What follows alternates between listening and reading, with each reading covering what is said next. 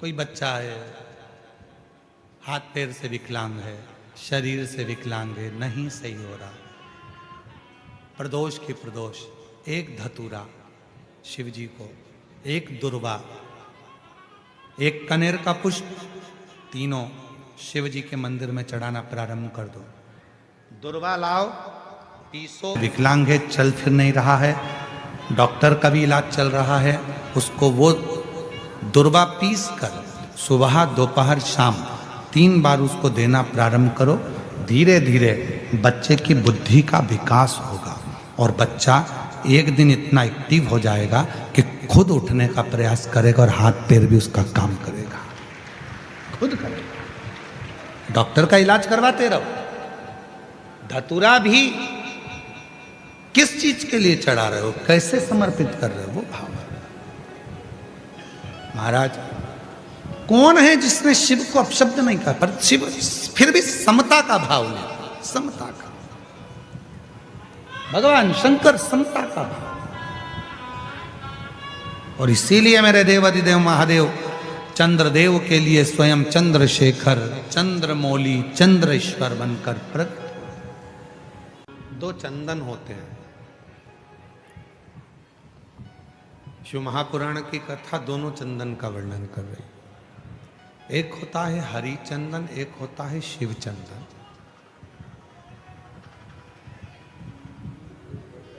और दोनों चंदन बहुत कठिनता से नहीं बनते। पूर्ण समर्पण के साथ में ये दोनों चंदन का निर्माण होता है। हरि चंदन, तुलसी अपने आंगन में रहती है। तुलसी का पौधा जब सूख जाता है तो तुलसी की जो लकड़ी होती है उसको घिसकर पानी में भगवान को लगाया जाता है। वो चंदन हरि चंदन कहलाता है। और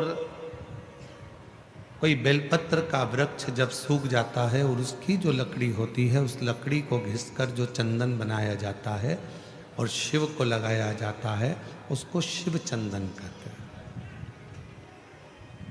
और दोनों चंदन अपना अपना कार्य करते हैं।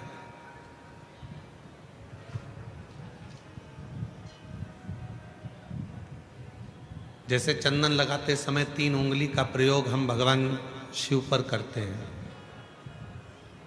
आकार, ओमकार, ओमकार, ये 3 उंगलियों का प्रयोग हम शिव जी पे चंदन लगाते समय करते हैं।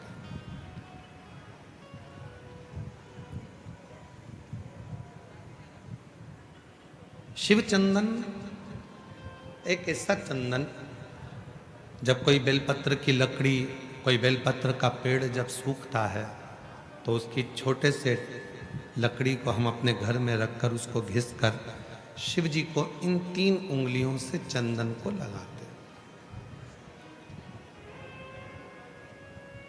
आकार, ओमकार और मकार, तीनों।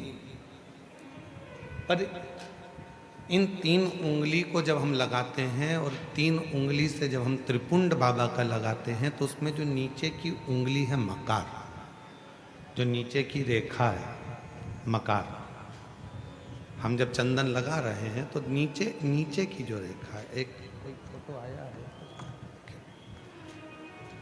जैसे ये 3 उंगली से ये चंदन लगा, आकार, ओमकार और ये मकार।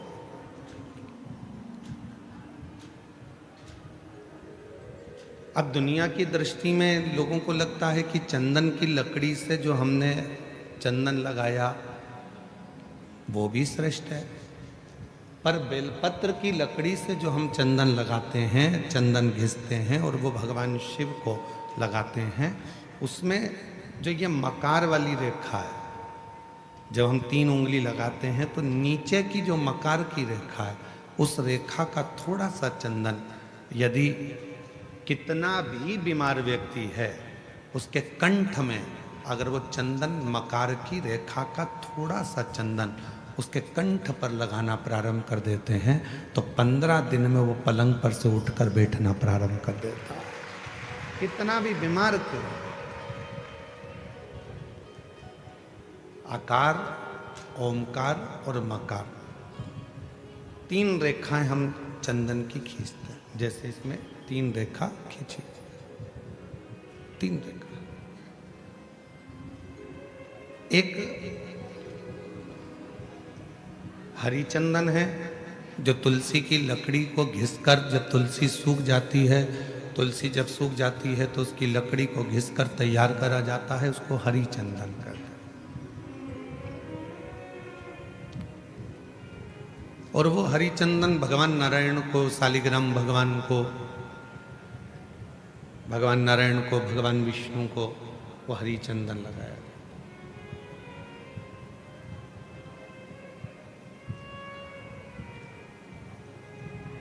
हरि चंदन का लेपन किया जाता है और वो हरि चंदन भी बड़ा काम का है महाराज।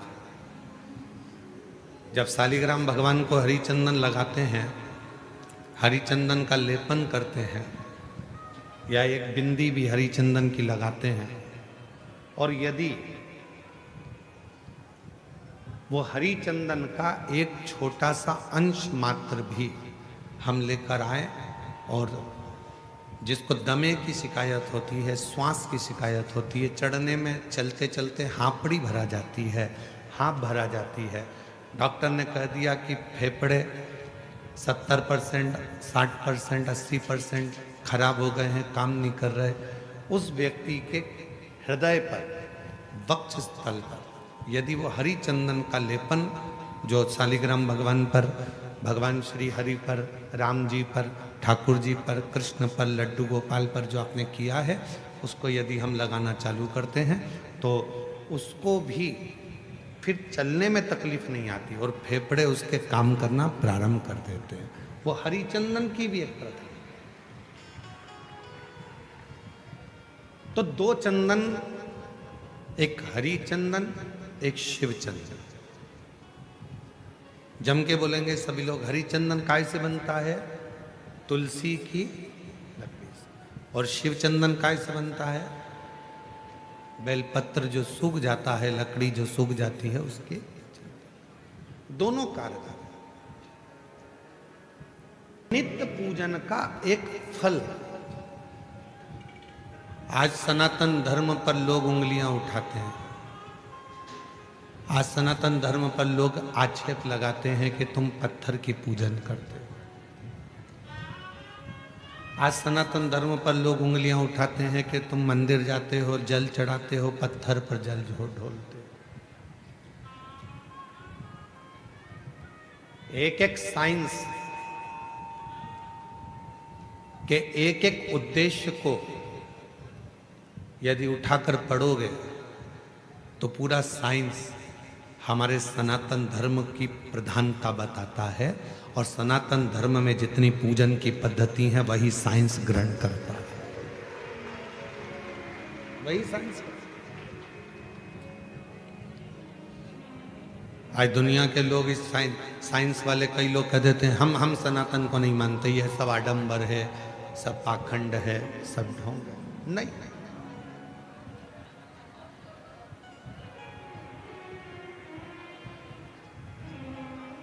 एक समय ऐसा भी आता है डॉक्टर पूरा इलाज करता है, सारी दवाइयां देता है, सब कुछ करता है, और आखिरी में डॉक्टर भी कह देता है कि मैं पूरी कोशिश कर रहा हूं, अब उसके हाथ में।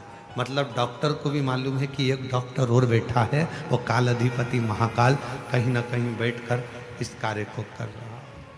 एक और बैठा, कोई संभालने वाला एक और बैठा है।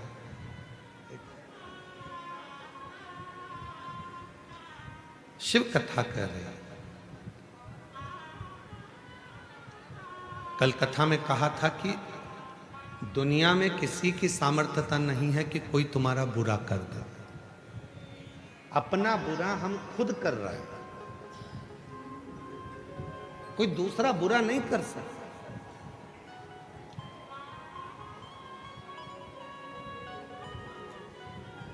किसी की सामर्थ्यता नहीं हो सकती कि कोई तुम्हारा बुरा कर दे।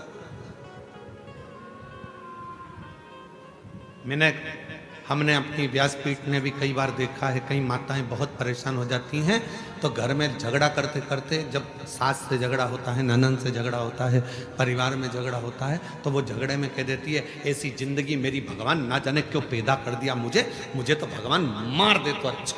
मतलब तू अपने आप को कोस रही है और दिन भर में एक बार सरस्वती मुख से निकलती है तो हो सकता है कि वो तेरा बुरा होना उसी दिन से चालू हो गया।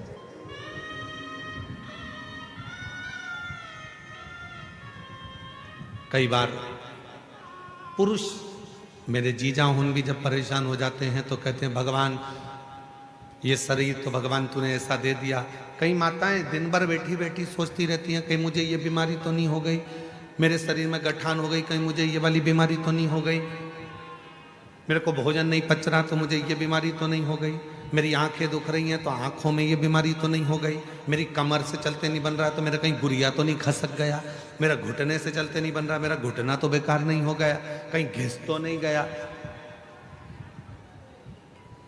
प्रत्येक स्त्री पुरुष आज के समय में प्रत्येक व्यक्ति अपने लिए ही बुरा सोच रहा है। मेरे को ये तो नहीं हो गया, मुझे ऐसा तो नहीं हो गया, मुझे वैसा तो नहीं हो गया, और दिन भर वो जब अपने बारे में गलत गलत गलत गलत सोचता है तो उसको अपने आप शरीर में गलत होना प्रारंभ हो जाता है। और जिसने ये सोच लिया कि मुझे कुछ भी नहीं हुआ, फिर तो परमात्मा ऐसी कृपा करता है कि कुछ हो भी रहा होता है तो परमात्मा उसको अच्छा करता है।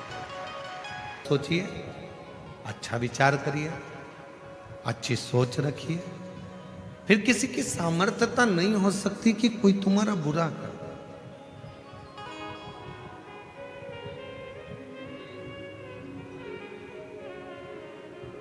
मुझे लग रहा है कि मेरा तबीयत में ऐसा होगा तो वो होगा, और तुमने सोच लिया कि मुझे कुछ नहीं होगा, आग लगे बस्ती में अपन रहो मस्ती में, क्या किसको रोइए चादर तान के सोइए, तो फिर कोई तुम्हारा बुरा नहीं कर सकता, कोई नहीं कर।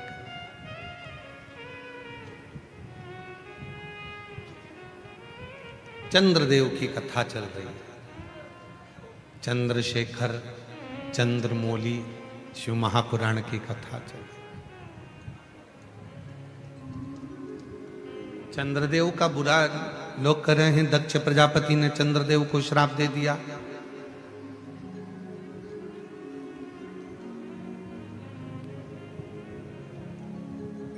चंद्रदेव को काया का रोग हो गया, चंद्रदेव की काया खराब होने लगी। लोग कर, पर चंद्रमा को यदि दक्ष प्रजापति का श्राप लगा है तो इसमें गलती किसकी है? चंद्रमा की।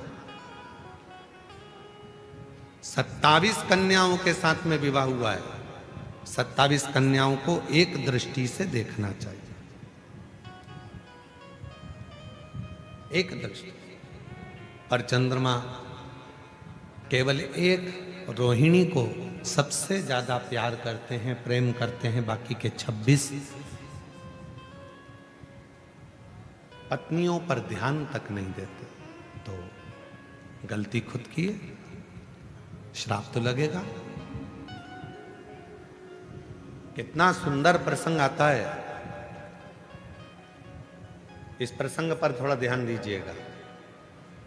एक घर के अंदर 4 भाई रह रहे हैं, चारों भाई कमा रहे हैं, व्यापार भी एक ही है, कमा के भी चारों भाई एक ही जगह पर ला रहे हैं। 4 देवरानी जेठानी उस घर के अंदर रहती हैं। थोड़ा ध्यान देना, बहुत सावधानी से इस कथा का स्मरण करिएगा। 4 भाई एक ही परिवार में रह रहे हैं, एक ही जगह पर कमाकर धन ला रहे हैं, एक ही जगह पर 4 देवरानी जेठानी रह रही हैं, चारों जेठानी देवरानी के बच्चे एक ही जगह पर रह रहे हैं। शिव महापुराण की कथा ये तक कहती है कि अपनी दृष्टि को, जितनी देवरानी जेठानी घर में रह रही हैं और जितने भाई घर के अंदर रह रहे हैं, यदि सबकी कमाई एक जगह पर आ रही है तो चारों की दृष्टि एक जैसी रहना चाहिए। ये नहीं कि मेरे बेटे को मैं मलाई का दूध दे दूं और दूसरे के बेटे को सादा दूध दे दूं, मेरे बेटे को मैं घी की रोटी दे दूं, दूसरे को सादी रोटी दे दूं, मेरे बेटे को मैं 2 चम्मच घी लगा दूं और दूसरे के बेटे को 1 चम्मच घी लगा दूं।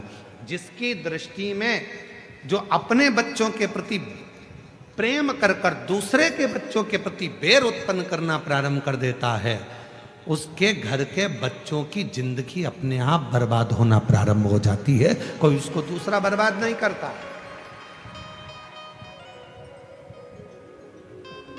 अब ये बात हमने एक बार कथा में कही तो एक बहन जी ने लिखकर भेजा, तो क्या हम हमारे बच्चे के लिए अच्छा नहीं सोच सकते? सोचो, मना कौन कर रहा है? पर जब तुम एक जगह पर रह रहे हो तो सबके प्रति तुम सब बच्चे तुम्हारे, सब बच्चे। एक बार हमने कथा में कहा था, सबसे ज्यादा नरक में कौन जाता है? याद है आप लोगों को? बोलो तो जम के। सबसे ज्यादा नरक में कौन जाता है? तो एक बार हमने कथा में कहा था, सबसे ज्यादा नरक में जाता है प्रसाद बांटने वाला।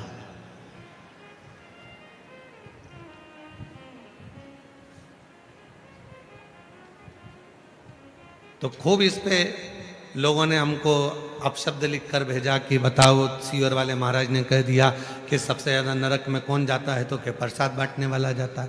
प्रसाद बांटने वाला नरक में क्यों जाता है? तो कहा, प्रसाद बांटने वाला प्रसाद कभी भी बंटता है तो अच्छी जगह पर बंटता है, धर्म की जगह पर बंटता है। मंदिर, देवालय, शिवालय, कथा, भागवत, सत्संग, संकीर्तन, तीर्थ, प्रसाद अच्छी जगह पर बंटता है। प्रसाद कभी किटी पार्टी में नहीं बंटता, प्रसाद शादी के फंक्शन में नहीं बंटता, प्रसाद 25वीं शादी की सालगिरह में नहीं बंटता, प्रसाद सिल्वर जुबली, गोल्डन जुबली पर नहीं बंटता, प्रसाद धर्म की जगह पर बंटता है। और जब धर्म की जगह पर कोई व्यक्ति प्रसाद बांटने खड़ा होता है, दूसरा आया तो हाथ ऐसा होता है, और खुद के घर का पहचान वाला आया तो हाथ ऐसा हो जाता है, वो व्यक्ति नरक चले जाता है। पत्नी आई, हाथ बड़ा, बेटा आया, हाथ बड़ा, कोई दूसरा आया, हाथ छोटा, सबको ऐसे ऐसे ऐसे ऐसे दे रहे। तो जैसी पत्नी आके खड़ी हुई तो मुट्ठा भर के दे दिया, बेटा आया तो मुट्ठा भर कर दे दिया, कोई आया परिचित भाई आया, काका आया, काकी आई तो उन्होंने पस भर कर दे दिया। पर उसने ये नहीं सोचा कि हम धर्म की जगह पर खड़े होकर प्रसाद में भेदभाव कर रहे हैं। जब हम प्रसाद में भेदभाव कर रहे हैं तो वो परमात्मा की दृष्टि में रहेगा और हमको नरक भोगना पड़ेगा।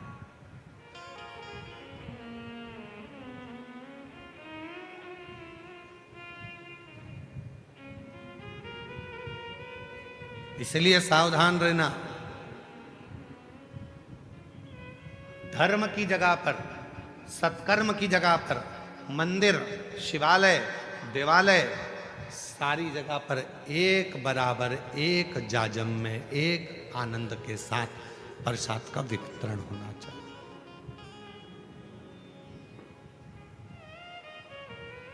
एक जगह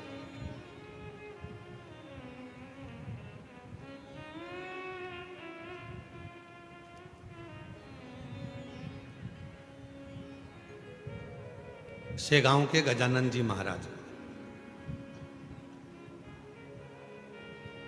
दुनिया की सबसे बड़ी रसोई, दुनिया का सबसे बड़ा भंडारा अगर कहीं चलता है तो वो शेगांव के गजानन महाराज के यहाँ चलता है।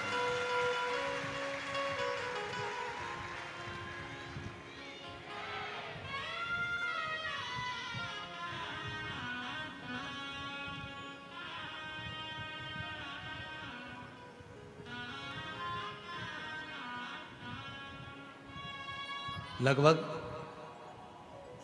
28 साल पहले की बात है।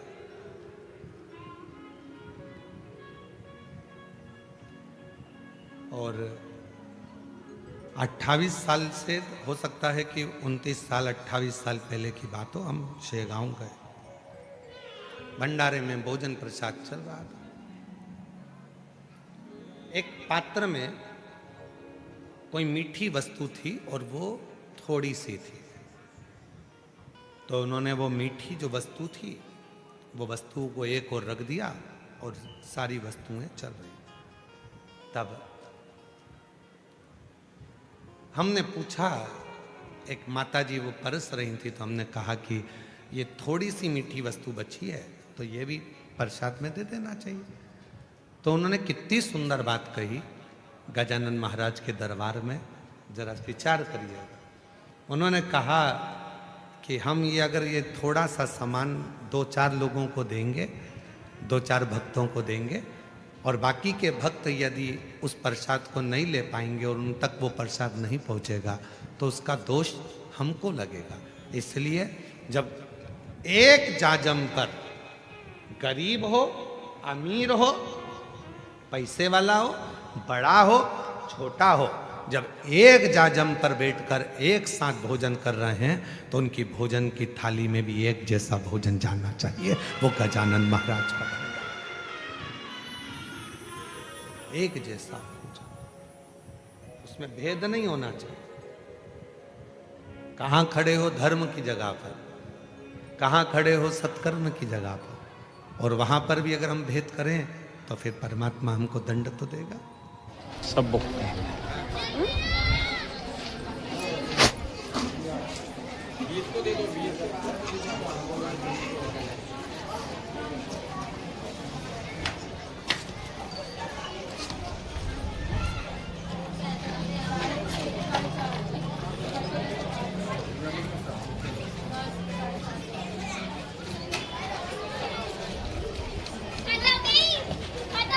चलो घूम लेंगे सीधा करेंगे चौक से।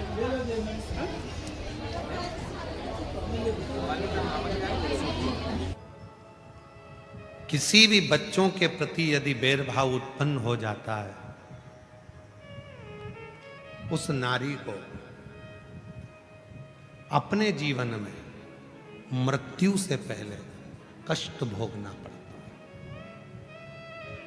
बहुत कष्ट।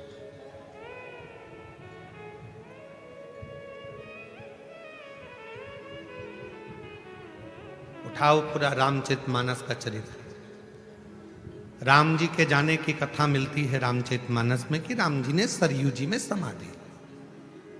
लक्ष्मण जी के जाने की खबर मिलती है, भरत जी के जाने की खबर मिलती है, शत्रुघ्न जी के जाने की खबर मिलती है, मां जानकी जी के जाने की खबर मिलती है, यहां तक भगवान कृष्ण के भी जाने की खबर द्वापर में मिलती है।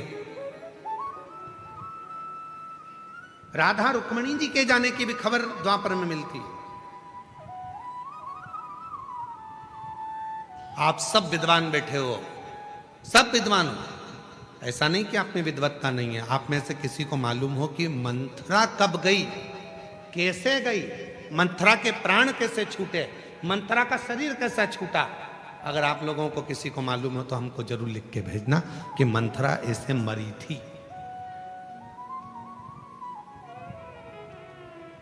जिस समय पर भरत जी महाराज को मालूम पड़ा कि मंथरा ने भगवान राम जी को वन भेज दिया, क्रोध में आ गए भरत जी महाराज मंथरा के ऊपर, पर मंथरा को कुछ नहीं कहा। क्या क्यों इसको? राम जी आए वनवास से वापिस, मंथरा सामने खड़ी थी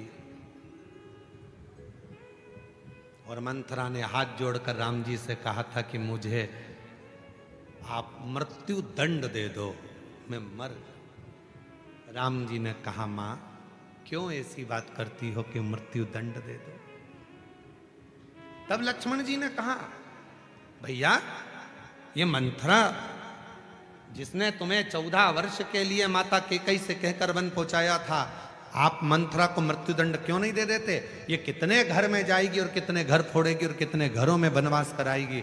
भगवान लक्ष्मण जी ने जब कहा, राम जी ने समझा कर कहा, लक्ष्मण कुछ मत बोल, सबको अपने कर्म का दंड भोगना पड़ता है। इस मंथरा को अगर मैं मृत्यु दंड दे भी दूंगा तो ये तुरंत मर जाएगी, पर इसके कर्म का भोग अभी इसको पृथ्वी पर रहकर भोगना पड़ेगा। जब मौत आएगी उससे पहले इसको भुगतना पड़ेगा। ये मृत्यु का कर्म है, मृत्यु का। देवरानी का बच्चा आगे बढ़ रहा है, जेठानी को प्रसन्नता होना चाहिए। जेठानी का बच्चा आगे बढ़ रहा है, देवरानी को प्रसन्नता होना चाहिए। कोई अग्रण्य जा रहा है, प्रसन्नता रहो। घर में हाँ, यदि तुम अलग मकान में चले गए, तुम्हारा मकान अलग हो गया, तुम्हारी कमाई अलग हो गई, तुम्हारा घर अलग हो गया, उसके बाद अपने बच्चे के लिए सोचो, मना नहीं। पर जब सामूहिक रूप से रह रहे हो, एक जगह पर रह रहे हो, एक जगह पर खा रहे हो, एक काम चल रहा है, एक व्यापार चल रहा है, एक जगह पर सारा परिवार रह रहा है, तो सबके लिए सोचना, सबके लिए श्रेष्ठ सोचना, सबके लिए अच्छा विचार।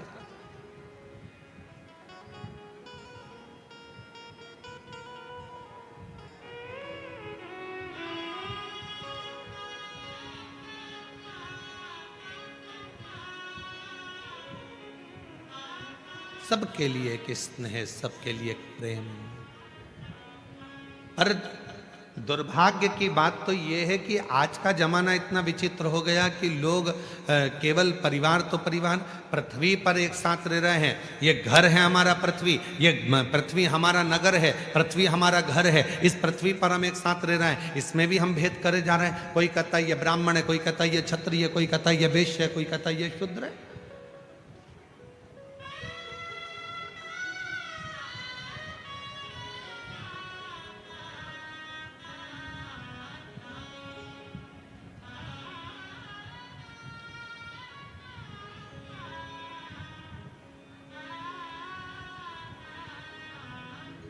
पर ऐसा कौन सा मनुष्य संसार में पैदा नहीं हुआ जिसको भगवान ने ब्राह्मण, क्षत्रिय, वैश्य, शूद्र बनाकर पैदा ही नहीं करा।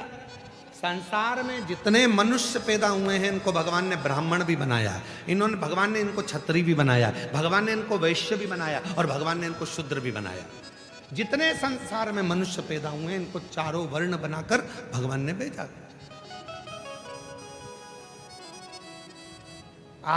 हम संसार में जितने भी हैं, ये चारों वर्ण के हैं, ब्राह्मण भी, क्षत्रिय भी, वैश्य भी, शूद्र भी।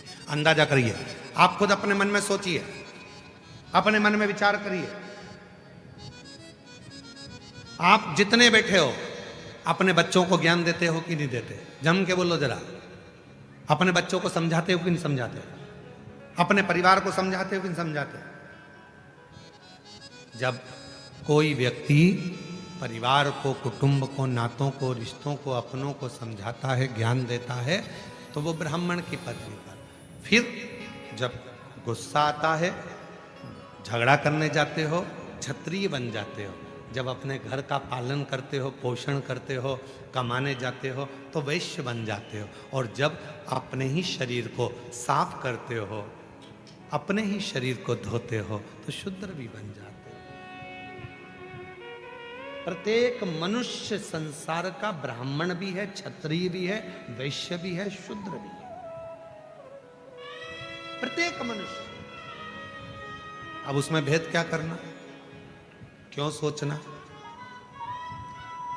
आज जरा सा वोट बैंक एकत्रित करने के लिए थोड़ी सी राजनीति में अपना वोट बैंक बढ़ाने के चक्कर में लोग समाजों में, लोगों को जातियों में तोड़ रहे हैं।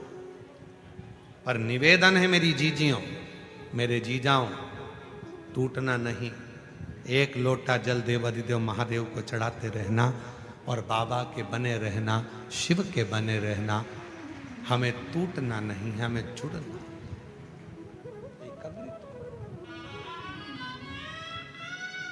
कौन पूछा तुमसे? एक मंडप के नीचे, एक पंडाल के अंदर बैठे, आप में से कोई ब्राह्मण होगा, आप में से कोई क्षत्रिय होगा, आप में से कोई वैश्य होगा, आप में से कोई शूद्र होगा। एक मंडप के अंदर बैठे, कोई किसी से नहीं पूछता कि तुम कौन हो। पानी पिलाने वाला नहीं पूछेगा, भोजन कराने वाला नहीं पूछेगा। भोजन के मंडप में जाना, और जहाँ पर ये भूसावल की समिति भोजन करा रही है, वहाँ जाकर आप भोजन करना। कोई नहीं पूछेगा कि आप ब्राह्मण हो, क्षत्रिय हो, वैश्य हो, शूद्र हो। वहाँ तो ये एक बात पूछेंगे, कथा में आयो, कथा सुनने आए, शिव जी के भक्त हो। वहां पर केवल एक आवाज निकलेगी, श्री शिवाय नमस्तुभ्यम। वहां ये नहीं पूछा जाएगा कि कौन ब्राह्मण, कौन क्षत्रिय, कौन वैश्य, कौन शूद्र। वहां तो ये पूछा जाएगा, आप भूखा? भूखे को भोजन, प्यासे को पानी, जय बाबा बर्फा। वहां तो केवल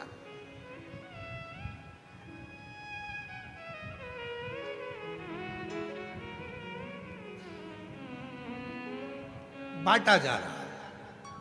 आज समाजों को तोड़ा जा रहा है, जातियों में विभाजित किया जा रहा है। चंद्रदेव को यदि दुख आया तो वो दुख चंद्रदेव का खुद का है, किसी दूसरे का नहीं, स्वयं का।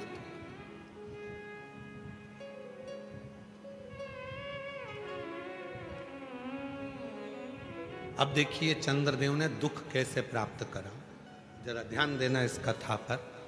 चंद्रशेखर चंद्रमौली शिव पुराण भुसावल में चल रही है, ध्यान दीजिए।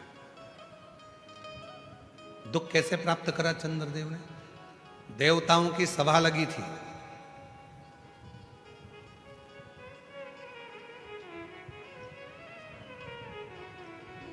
सारे देवता बैठे हुए थे, देवताओं की सभा लगी हुई, सब बैठे। चंद्रदेव का आना हुआ, चंद्रदेव ने एक भी देवता को प्रणाम नहीं किया, नमन नहीं किया। एक भी देवता को चंद्रदेव प्रणाम नहीं करते, नमन नहीं करते।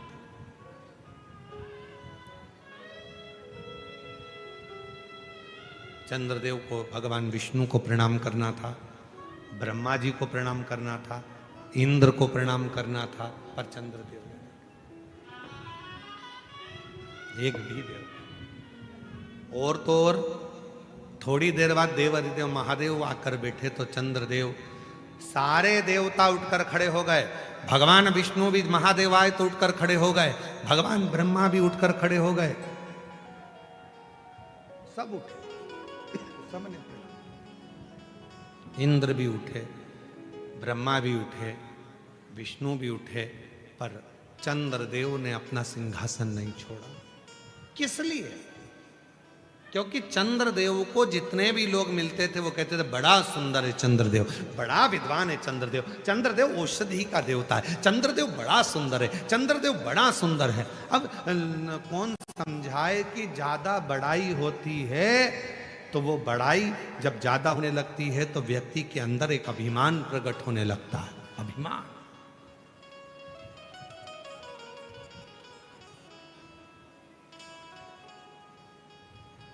इसीलिए हम आपसे भी कहते हैं पशुपति व्रत करो, 4 बार कर लिए, 3 बार कर लिए, 5 बार कर लिए, 10 बार कर लिए, तो भी किसी से मत कहना कि मैंने इतने व्रत करे। मेरे बराबर कोई नवरात्रे का व्रत नहीं रखता। मैं नवरात्रे में व्रत रखती हूँ, देवी जी का व्रत रखती हूँ, एक लौंग खाकर व्रत रखती हूँ, एक जरा सा पानी पीकर व्रत रखता हूँ, मैं भगवान का व्रत ऐसे करती हूँ, मैं एकादशी का व्रत ऐसे करती हूँ, मैं प्रदोष का व्रत ऐसे करती हूँ, मैं पंडरीनाथ का व्रत ऐसे करती हूँ, मैं पशुपति व्रत ऐसे करती हूँ, मैं 16 सोमवार का व्रत ऐसे करती हूँ, मैंने 5 बार 16 सोमवार करे, मैंने 10 बार ये वाला व्रत करा। कभी मुख से मत कहो, इससे तुम्हारे भीतर अभिमान आएगा। अभिमान आएगा तो मेरा भोलेनाथ तुमसे दूर हो जाएगा, क्योंकि शिव को अभिमान पसंद नहीं है, शंकर को अभिमान प्रिय नहीं। कभी मत कहो कि मैंने इतना व्रत करा, मैंने इतनी साधना करी, मैंने इतना तप करा, मैंने इतना यज्ञ करा, मैंने इतना अनुष्ठान करा, कभी नहीं। मेरे भोले बाबा की शरणागति आप ग्रहण करते हैं, जिस दिन मेरे शंकर को आप अपना पिता मानने लगते हैं तो वो कार्य पूर्ण करता कार्य।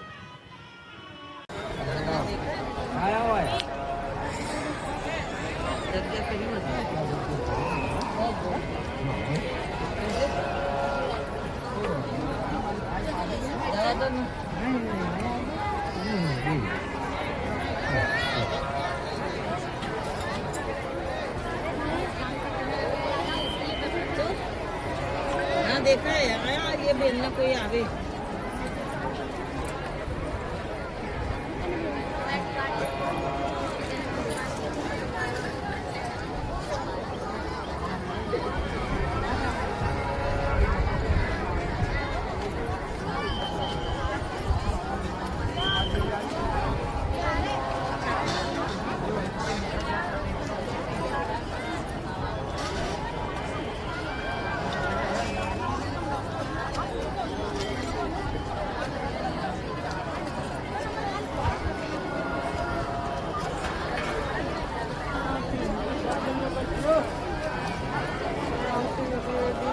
और जब आप उस महादेव के लिए यहाँ तक पहुँचे हो तो एक दिन आपका दुख दूर करने के लिए वो महादेव भी आपके दरवाजे तक जरूर आए।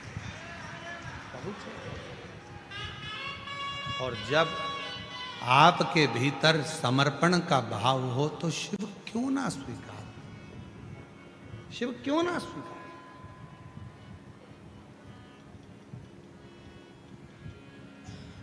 चंद्रदेव, देवाधिदेव महादेव का आगमन हुआ पर चंद्रदेव खड़े नहीं हुए, शिव स्वीकार।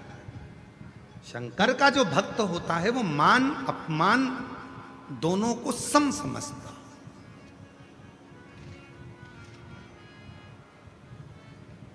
शिव का अगर सच्चा भक्त है तो वो मान और अपमान दोनों को समझेगा, दोनों को समझेगा। कई कई माताएं कहती हैं हमारे रिश्तेदार के यहाँ गए थे, उन्होंने हमारा आदर नहीं करा, सम्मान नहीं करा। नहीं करा, नहीं करा। तुम शंकर जी की भक्त होना, शिव जी को एक लोटा जल चढ़ाती होना, तो क्या सोचना शंकर भगवान का इतना अपमान हुआ तो शिव जी ने क्या स्वीकारा। मान अपमान दोनों सम लेकर चलता है, वही जिंदगी में बहुत आगे बढ़ता है, वही बढ़ता। भगवान शंकर को देवों के भी देव महादेव कहते हैं, सारे देवताओं को देवता कहते हैं, पर भगवान शंकर को देव अधिदेव महादेव कहते हैं। महादेव उसी तरह जैसे श्रीमद् भागवत, विष्णु पुराण, भविष्य पुराण, अग्नि पुराण, नर्मदा पुराण, कूर्म पुराण, लिंग पुराण, ये सारी पुराणों की गिनती में आती है, पर केवल एक पुराण ऐसी है जिसको महासंबोधन से संबोधित किया गया, वो शिव महापुराण है। शिव महासंबोधन से जिसको संबोधित किया, महादेव के रूप में जिसको पूजा गया, महादेव के रूप में जिसको धारण किया गया, वो शिव है। सम्मान दिया तो ठीक है, अपमान किया तो भी ठीक है, बराबर ठीक है, हो ठीक है।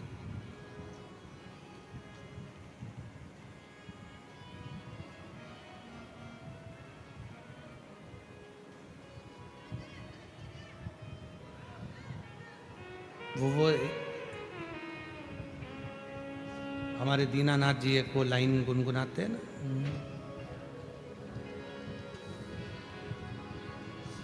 जो शिव नाम होठों पे चढ़ गया तो सवर गया रे, तो समझो ये जीवन सवर गयो रे। भगवान शंकर का नाम जब जिह्वा पर आए, होठों पर आए, मुख पर आए, समझ लेना मेरे शंकर भगवान आपका कल्याण करना प्रारंभ करना चाहते हैं, इसलिए आपके मुख पर शिव नाम। और आज एक बात और कहना चाहते हैं, इस भुसावल की भूमि पर आप लोग उसको स्वीकार करना, इस बात को। जितने आस्था चैनल पर कथा सुन रहे हैं, जितने फेसबुक यूट्यूब पर कथा सुन रहे हैं, जितने भुसावल की पवित्र धरा पर कथा सुन रहे हैं, माँ ताप्ती के तट पर बैठकर जो ये पवित्र शिव महापुराण की कथा को श्रवण कर रहे हैं, अपने भीतर उतार कर रखना।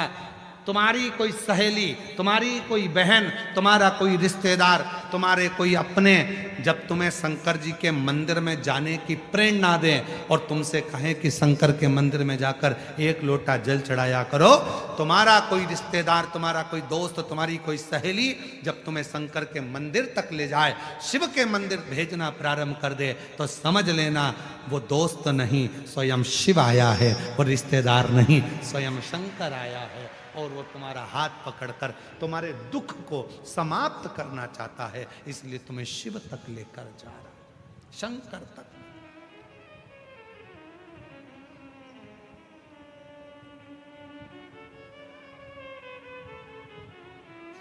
वो आपको शिव तक लेकर जा रहा है, शिव तक भेज रहा है,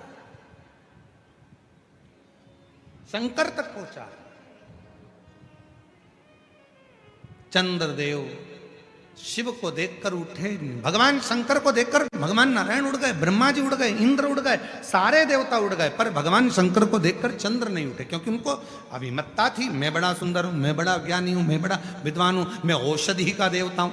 चंद्र को औषधि का देवता माना जाता है। और जरूरी नहीं है कि एक दिन डॉक्टर को भी डॉक्टर की जरूरत पड़ जाती है, एक दिन वकील को भी वकील की जरूरत पड़ जाती है, एक दिन शिक्षक को भी शिक्षक की जरूरत पड़ जाती है, और एक दिन गुरु को भी गुरु की जरूरत पड़ जाती है। कोई जरूरी नहीं है।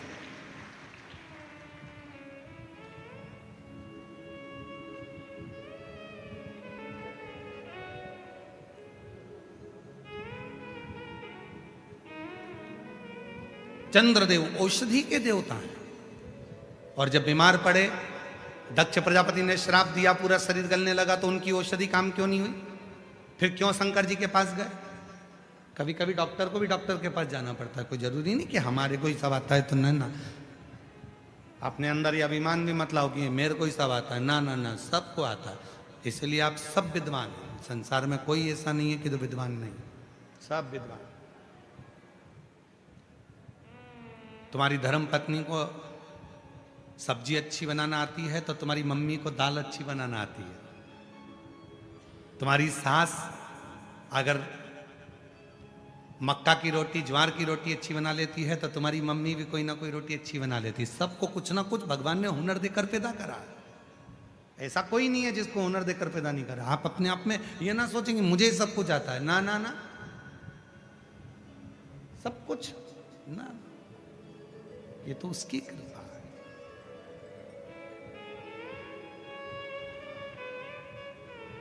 और कितनी सुंदर बात रामचरितमानस में मिलती है। कहा, हनुमान जी तुम्हारे पास में वो बल है कि पूरी सेना को तुम समुद्र के उस पार ले जा सकते हो, पूरी सेना। हनुमान जी ने मन में सोचा कि ये सब मुझे ही महान बना रहे हैं। हनुमान हनुमान हनुमान हनुमान। हनुमान जी ने सोचा कि केवल मुझे महान मत बनाओ, जो राम जी के काज में आ गया वो सब महान है। तो हनुमान जी ने कहा कि केवल मैं ही नहीं कि मैं तुम सबको सेना को उस पार ले जाऊं। हमारी सेना में नल नील ऐसे हैं जो राम नाम लिखे पत्थर भी अगर हाथ लगाकर फेंक देते हैं तो वो पत्थर भी तैर जाते हैं। हनुमान जी ने उनको भी महत्व बता दिया, उनको भी मार दिया। और कितने विद्वान थे हनुमान जी महाराज, जरा विचार करिएगा। हनुमान जी की विद्वत्ता पर थोड़ा ध्यान दीजिएगा कि हनुमान जी महाराज कितने विद्वान थे।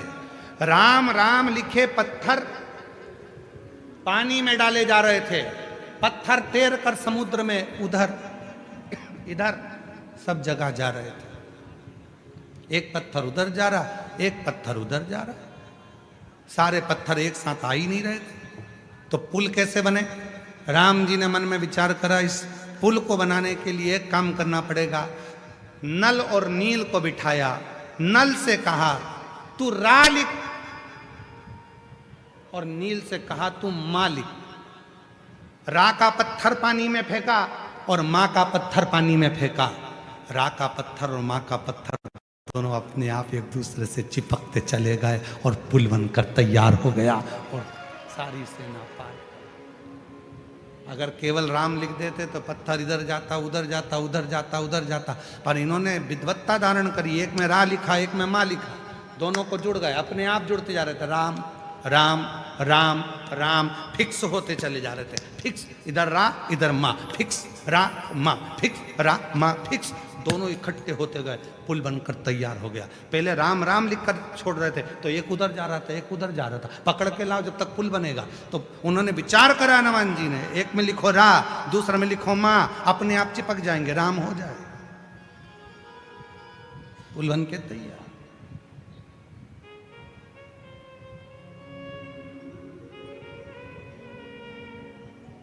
तो ये ना चंद्रदेव के भीतर होता है। कभी कभी ऐसा मन में भाव आ जाता है कि मैं ही श्रेष्ठ हूं। ना ना,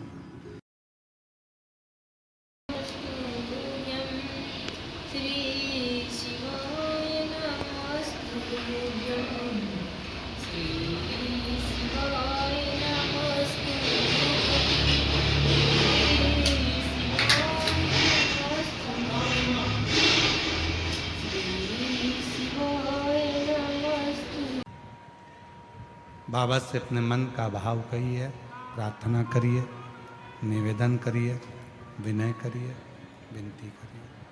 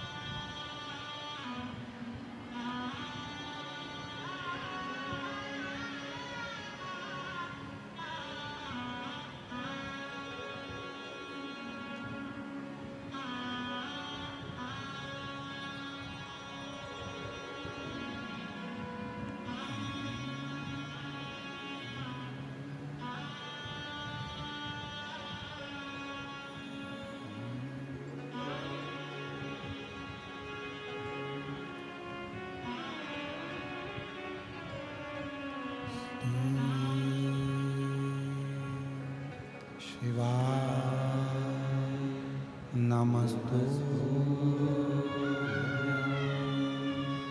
श्री शिवाय नमस्तु श्री शिवाय नमस्तु श्री शिवाय नमस्तु श्री शिवाय नमस्तु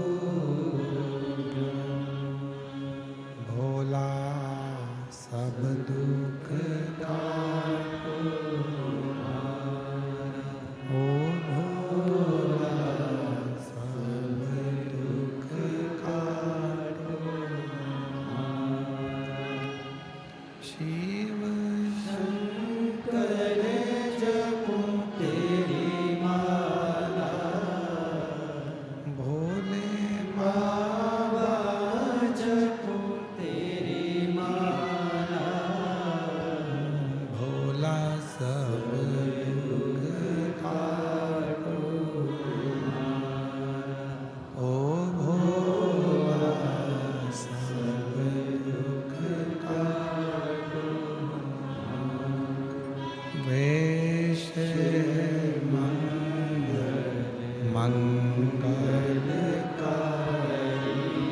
वेश मंगलकारी शमशान वासी हमारा शमशान वासी हमारा ओ भोला सब दुख काटो हमारा ओ भोला सब दुख काटो हमारा।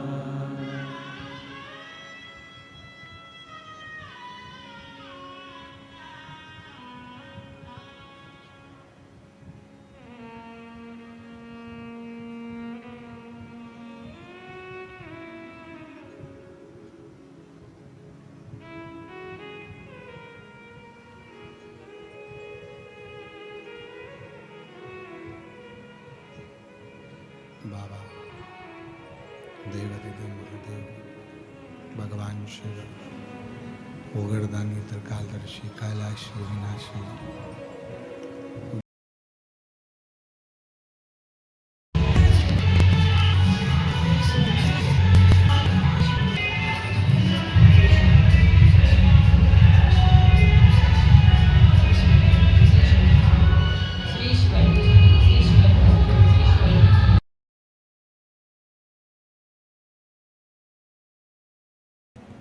जो शंकर भगवान का परम भक्त होता है,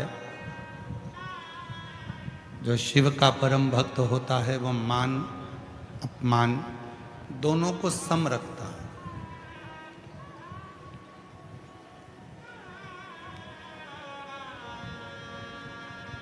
उसके अंदर भेद नहीं होता कि मान मिलेगा तो ही सर्वश्रेष्ठ है, अपमान मिलेगा तो श्रेष्ठ नहीं है, ये भाव उसके अंदर नहीं आता।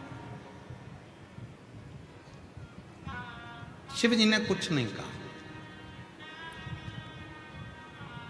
सभा पूरी हो गई, सब चले गए,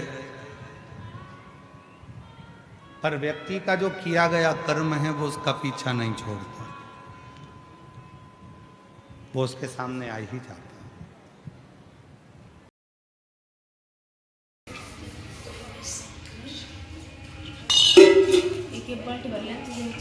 कर्म हमारा पीछा कभी नहीं छोड़ते। हम जैसा कर्म करेंगे उसके अनुसार हमें फल तो मिलना ही है, भोगना ही पड़ेगा।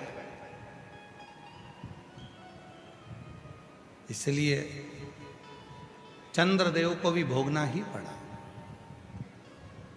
खुद औषधि निर्मित करते हैं चंद्रदेव, स्वयं औषधि बना देते हैं चंद्रदेव, अमृत का प्रदान कर देते हैं चंद्रदेव, पर उन्हीं चंद्रदेव को जब रोग लगा, उन्हीं चंद्रदेव की जब काया खराब हुई, ना उनकी जितनी धर्म पत्नियां थी वो नज़दीक आई, ना जितने परिवार वाले थे वो करीब में आए। और शिव पुराण भी यही कहती है कि शरीर यदि आपका अच्छा है तो सब आपके हैं, और जब शरीर बेकार हुआ तो एक कमरे में पलंग पर पड़े रहोगे, अपने आप को कोसते रहोगे और रोते रहोगे, कोई तुम्हारा नहीं, कोई।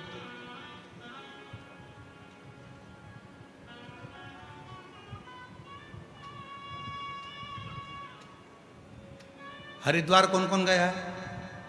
हाथ उठाओ जरा, सब उठाओ हाथ जो हरिद्वार गए। हम भी गए, ठीक है।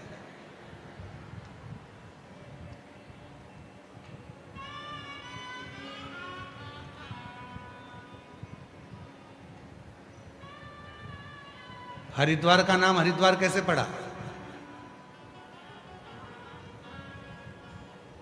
चलो जल्दी से उत्तर दो। हरिद्वार का नाम क्या था?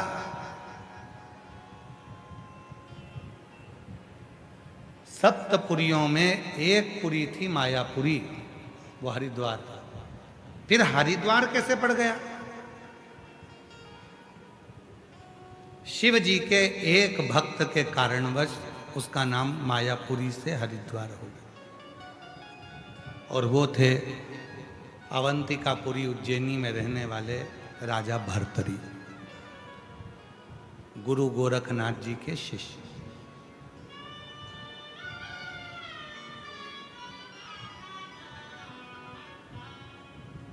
क्या नाम था उनका? राजा भर्तरी।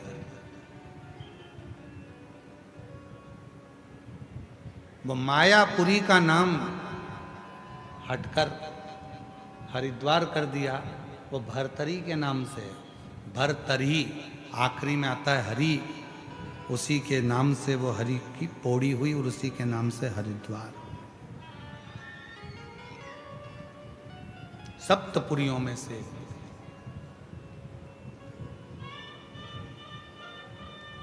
अब कभी विचार करा आपने कि जो राजा था, इतनी बड़ी प्रजा उसके साथ में थी, इतना बड़ा नगर उसके साथ में था, और वो एक संत बन गया, साधु बन गया, तपस्वी बन गया।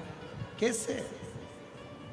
शिव महापुराण की कथा कहती है, जब वो देव अधिदेव महादेव जब कृपा करना चाहते हैं, और आपको भी कहा था कि आप सब ये लाखों की संख्या में आए हो, पंडालों में भरे पड़े हुए हो, ये मत सोचना कि आप अपनी मर्जी से आए हो। मेरे शंकर भगवान ने आपका हाथ पकड़कर डमरू बजाकर तुम्हें यहां कुछ देने के लिए बुलाया, कुछ देने के लिए मेरे शिव ने तुमको यहां आमंत्रित करा।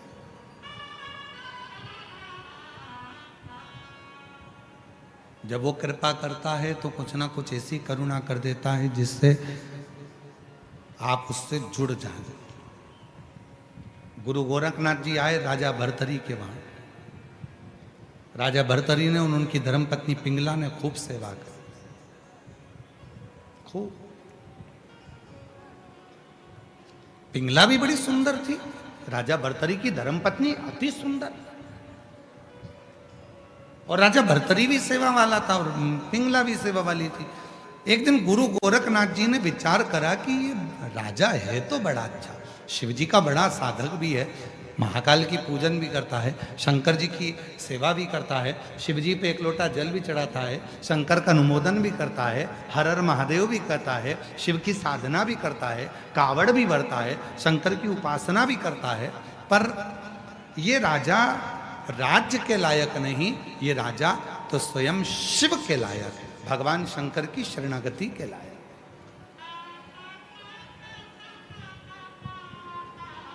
और महाराज, हर व्यक्ति के मन में एक बात रहती है, प्रत्येक व्यक्ति के अंदर एक बात होती है। हर व्यक्ति ये सोचता है, भगवान मेरे घर में इतने सारे लोग रहते हैं, पर मैं ही कथा में क्यों जाता हूँ, मैं ही शंकर जी के मंदिर क्यों जाता हूँ, मैं ही साधना क्यों करता हूँ, मैं ही आराधना क्यों करता हूँ। सारा परिवार दुकान संभालने में लगा है, सारा परिवार घर संभालने में लगा है, सारा परिवार पूरा घर परिवार देखने में, संभालने में परिवार लगा हुआ है, पर तुम भगवान शंकर की कथा में आकर बैठे हो, तुम भगवान शंकर की शरणागति में आकर बैठे हो, तुम भगवान शंकर का भजन कर रहे हो, तो ये जान लेना कि कहीं शिव की कृपा है, तुम्हारा और भगवान शंकर का कोई पुराना संबंध होगा, इसलिए शंकर जी तुम्हें पकड़कर कथा के पंडाल में लेकर जा रहे हैं, मंदिर तक लेकर जा रहे हैं, साधना में बिठा रहे हैं। शिव उसको बुलाते हैं। राजा भर्तरी का चरित्र कह रहा है, शिव जी ने गुरु गोरखनाथ जी को भेज दिया। गुरु गोरखनाथ जी पहुंचे, राजा भर्तरी को देखा, पति उसकी पत्नी को देखा, पिंगला को, बड़ी सेवा कर रही थी, बड़ी सेवा कर रही। राजा भर्तरी भी बड़ी सेवा कर रहा था, प्रसन्न हो गए।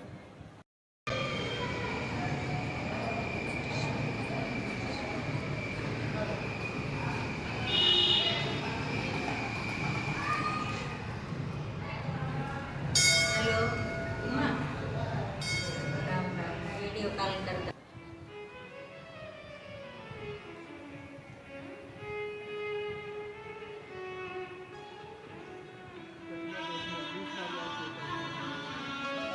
जो दिल से मांगोगे शंभो। वो दिल से दे देगा। 20 साल बाद हुआ, एक बार जोरदार ताली बजाएं शिव की कृपा से। शंभो शंभो। मेरा भोला भंडारी है, हाथ जोड़ी भर देगा। मेरा भोला भंडारी है, हाथ जोड़ी भर देगा। मस्तक पे गंगा है, वो शीतल कर देगा। मस्तक पे गंगा है, वो शीतल कर देगा। मेरा भोला भंडारी है, खाली झोली भरेगा। विश्वास। भगवान देवाधिदेव महादेव ने भर्तरी के पास गुरु गोरखनाथ जी को भेज दिया। गुरु गोरखनाथ जी ने एक फल राजा भर्तरी को दे दिया। राजन, तू बड़ा विद्वान है, बहुत प्रबल है, तेरी विद्वत्ता है, बहुत सेवा करता है तू। तेरे जैसे राजा की जरूरत इस पूरे संसार को है। ये ले फल, खा लेना, कभी बूढ़ा ही नहीं होगा, जवान की जवान बना रहेगा। राजा भर्तरी को फल मिल गया।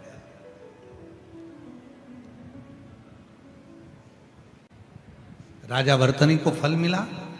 राजा भर्तरी फल लेकर गए, विचार करा कि मैं तो जवान हो जाऊंगा, पर मेरी पत्नी बड़ी सुंदर है, पिंगला, इससे मैं बहुत प्रेम करता हूं, इतना प्यार करता हूं कि इसके बिना 1 मिनट नहीं रह सकता।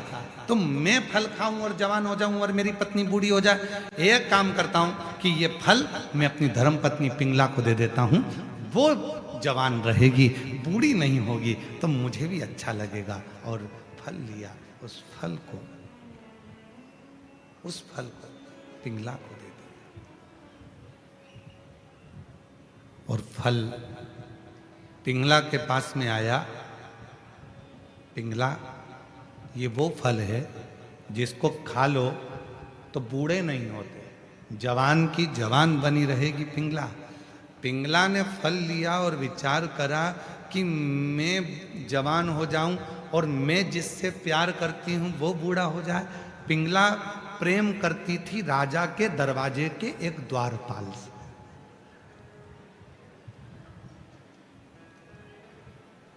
अब राजा ने फल किसको दिया था? जम के तो बोलो, पिंगला। पिंगला ने फल किसको दिया? दरवाजे पे खड़े हुए द्वारपाल। राजा के दरवाजे पर जो द्वारपाल खड़ा रहता है, मैं उसको बहुत प्रेम करती हूँ, बहुत प्यार करती हूँ, वो भी मुझे प्रेम करता है। ये फल मैं उसको दे देती हूँ। पिंगला ने वो फल राजा के दरवाजे के द्वारपाल को दे दिया। द्वारपाल ने फल लिया और विचार करा कि मैं फल खा लूंगा और जवान हो जाऊंगा, पर मैं तो प्यार करता हूं वो रहने वाली वेश्या को। जो राजा के महल में नाचती है, नर्तकी है, और इतनी सुंदर नर्तकी है, इतनी सुंदर वो वेश्या है। अगर वो जवान रहेगी, मैं उससे प्रेम करता हूं, तो फल वो खाए, वो जवान रहेगी तो मैं भी खुश रहूंगा। राजा के फल को पिंगला को मिला, पिंगला ने फल जिससे प्रेम करती थी द्वारपाल, उसको दिया।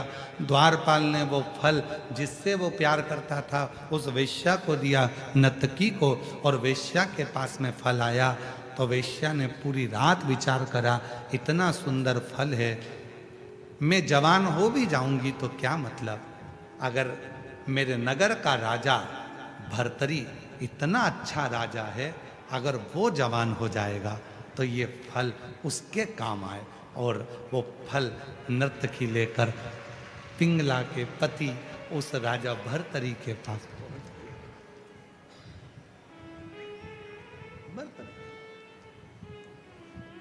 मैंने फल किसको दिया था? जम के बोलो, जरा आवाज आना चाहिए। पिंगला को। पिंगला ने फल किसको दिया? दरवाजे के द्वारपाल को, क्योंकि वो उसको प्रेम करती।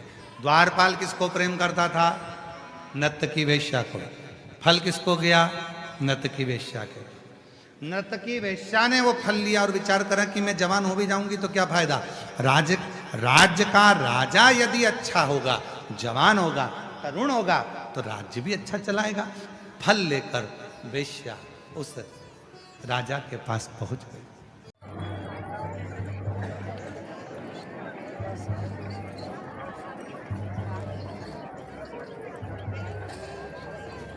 ऊपर करते हैं, थोड़ियों को आती है।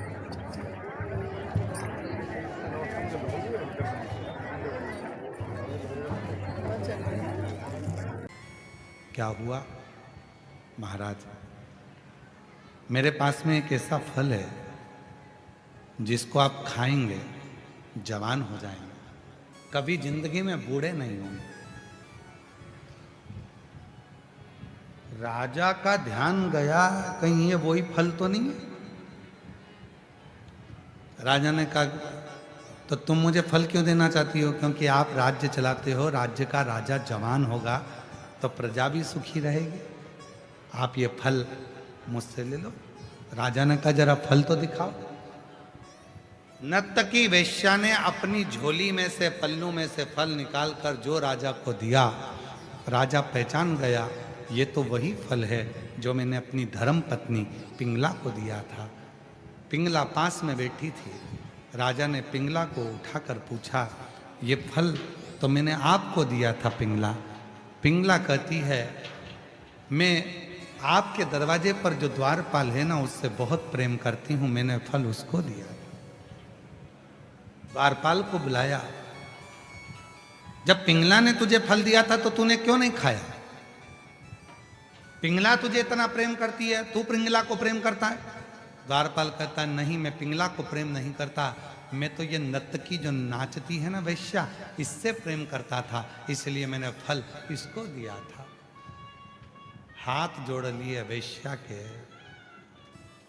राजा भर्तरी, और हाथ जोड़कर राजा भर्तरी ने उस नर्तकी वेश्या से कहा, धन्य है आप जो आप अपने राज्य के राजा को युवान देखना चाहती हो, स्वस्थ देखना चाहती हो।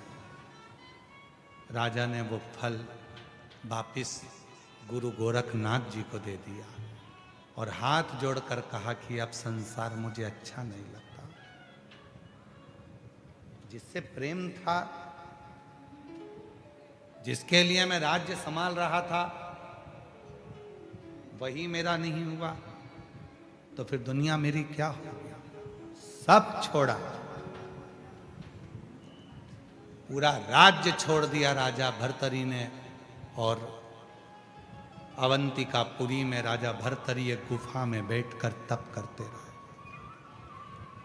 जब आखिरी का समय राजा भर्तरी का आया, तब पहुंच गए अवंतिकापुरी से मायापुरी। मायापुरी की एक गुफा में बैठकर राजा भर्तरी तप करते थे और गंगा मैया उछाले लेती थी। राजा विक्रमादित्य को मालूम पड़ा कि मेरे भाई राजा भर्तरी एक गुफा में बैठकर तप करते हैं और उस गुफा से उतरकर गंगा का स्नान करने जाते हैं। तो उन्होंने उस गुफा से लेकर गंगा के तट तक सीढ़ियां बनवा दी, पौड़ियां बनवा दी। वो पौड़ियों का नाम था भर्तरी की पौड़ी, तो उसका नाम हो गया हरि की पौड़ी। और बाद में वो मायापुरी शिव के गुरु गोरखनाथ जी के वो भक्त भर्तरी के नाम से वो मायापुरी का नाम हरिद्वार हो गया। भर्तरी हरि हरि हरि पीछे का जो शब्द था वो मायापुरी से जुड़ गया। वो माया दुनिया के लोगों को लगता है कि हम शिव जी को जल चढ़ाते हैं तो शंकर का स्मरण होता। ना ना ना,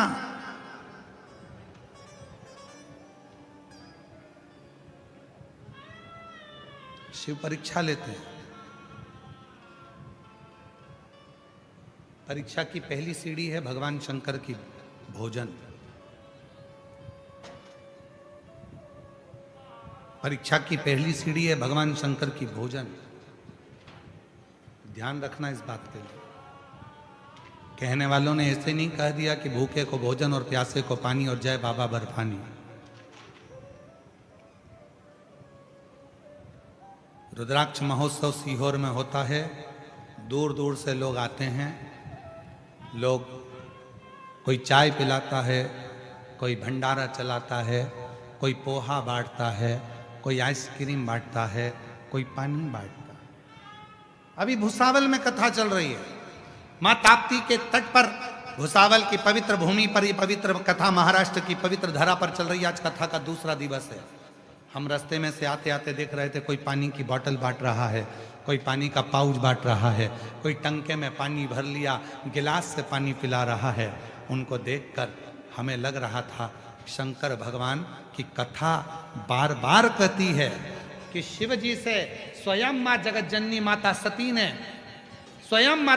ने भगवान शंकर से प्रश्न किया था, भोले बाबा आप जब संसार के लोगों से प्रेम करते हो, संसार के लोगों से स्नेह करते हो, जब संसार के लोगों को आप देना प्रारंभ करते हो, उससे पहले आप संसार के लोगों की परीक्षा लेते हो?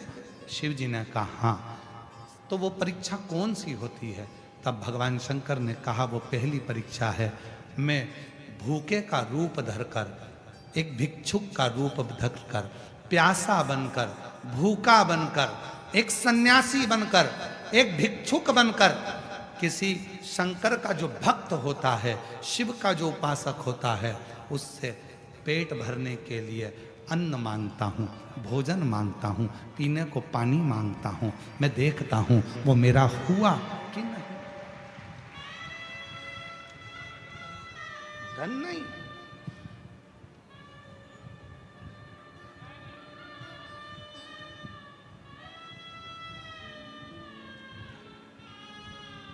श्रेष्ठ सन्यासी,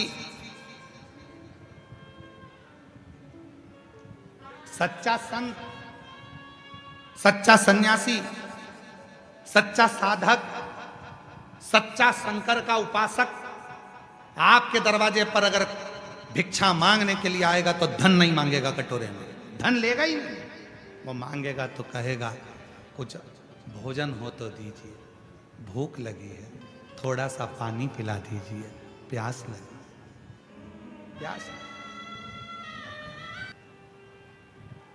ये दुनिया के लोगों को सरल लगेगा कि सीहोर वाले महाराज की कथा में क्या होता है। लोग भोजन बांटते हैं, लोग पानी बांटते हैं, लोग टॉफी बांटते हैं, लोग बिस्कुट बांटते हैं। पर यदि शिव महापुराण की विद्येश्वर संहिता को, गीता प्रेस गोरखपुर की शिव पुराण लेकर आओ, उसकी विद्येश्वर संहिता पढ़ो, उसकी उमा संहिता पढ़ो, उसकी कुमारे खंड पढ़ो, उसमें एक एक शब्द में आपको मिलेगा कि शंकर भगवान, जब शिव महापुराण की कथा चलती है, 7 दिन तक मेरा शंकर ना जाने किस रूप में तुम्हारा अन्न जल ग्रहण करता है और तुम्हारे भंडार भरना प्रारंभ कर देता है। ना जाने किस रूप में आता है। भूख लगी है, वो पैसा नहीं मांगेगा, वो तुमसे धन नहीं लेगा, वो पैसा चाहिए ही नहीं उसको। पानी पिला दीजिए, भूख लगी है, कुछ है क्या तुम्हारे पास में? कुछ खिला दीजिए।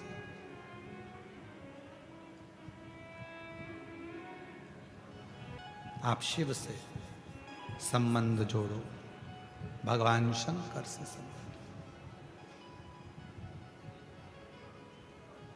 आपको मालूम है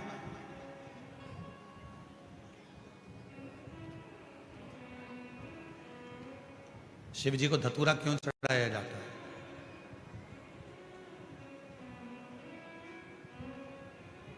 क्यों भगवान शंकर को धतूरा समर्पित किया जाता है? एक धतूरा, और उस धतूरे की भी लीला अलग अलग है। जैसे दवाई, कोई दवाई ऐसी रहती है उसको शहद के साथ में, जब आयुर्वेदिक दवाई है तो उसको शहद के साथ में घोल कर चाटा जाता है। कोई दवाई ऐसी रहती है उसको कुनकुने पानी से लिया जाता है। कोई दवाई ऐसी रहती है उसको दूध से लिया जाता है। कोई दवाई ऐसी रहती है कि उसको गुड़ के साथ लिया जाता है। कोई दवाई ऐसी रहती है कि डायरेक्ट उसको मुख में रखा जाता है। कोई दवाई ऐसी रहती है कि उसको गर्म पानी से लेते हैं। कोई दवाई ऐसी रहती है उसको ठंडे पानी से लेते हैं। धतूरे का भी एक नियम है, धतूरे का भी एक नियम है।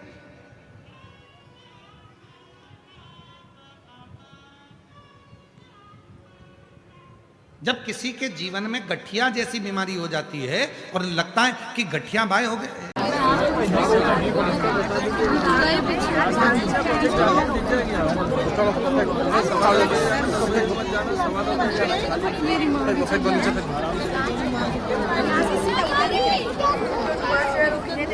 चॉकलेट साइड में पोट डालिए हमारे।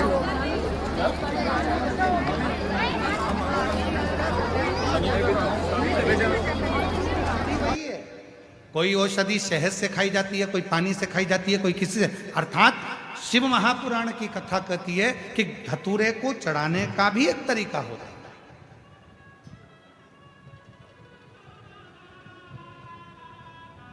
धतूरे को चढ़ाने,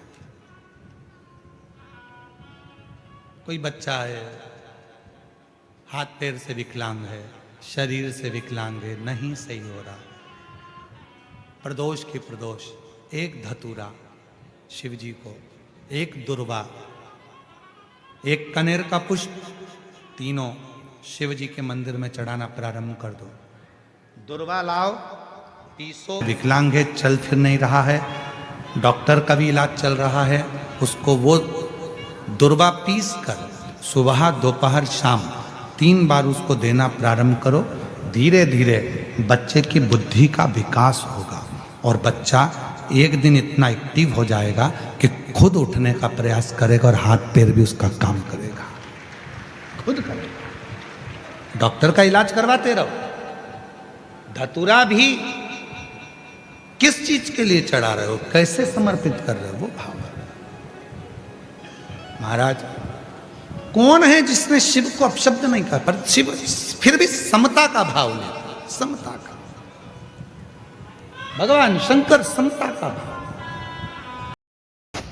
श्री शिवाय नमस्तुभ्यं, श्री शिवाय नमस्तुभ्यं, श्री शिवाय नमस्तुभ्यं, श्री शिवाय नमस्तुभ्यं, श्री शिवाय नमस्तुभ्यं।